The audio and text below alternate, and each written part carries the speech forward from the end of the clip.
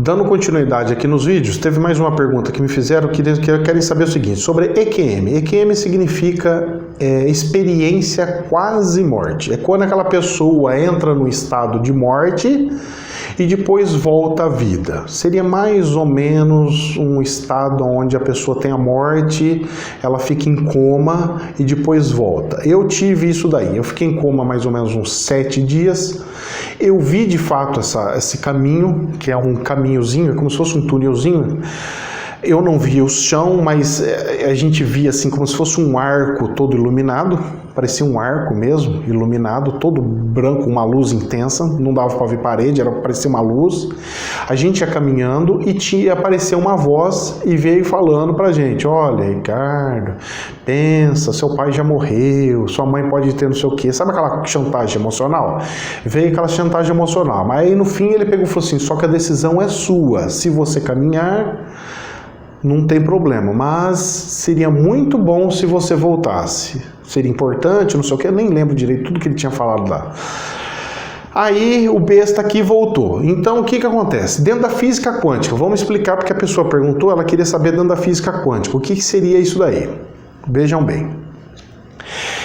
Dentro da física quântica, quando nós estamos num coma, seria o seguinte, eu simplesmente apago, eu fecho todos os meus sensoriais. Então eu fecho a boca, que não falo nada, eu fecho o ouvido, que eu não escuto mais nada, eu fecho os olhos, porque eu não estou vendo mais nada, fecho o olfato, não estou sentindo mais nada.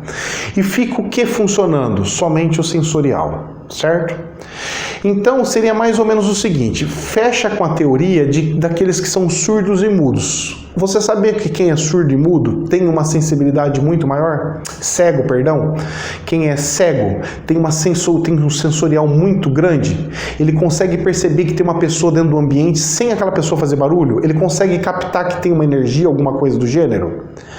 Então, o que acontece? Quando nós fechamos os nossos sensoriais padrões, que são os olhos, ouvido, nariz, boca, essas coisas, tudo que tem de sensorial, até mesmo o tato, sobra só o quê? A anteninha da captação de espiritualidade, que é o nosso terceiro olho ou a pineal. Dentro disso, quando nós estamos em estado que seria como se fosse de sono, porque acontece muito parecido, vem aqueles sonhos, imagens e tudo mais. A EQM, essa experiência quase morte, ela não é uma experiência duradoura. É mais ou menos igual ao sonho mesmo, quando você está dormindo. Você dorme a noite inteira, tem noite que você não sonha.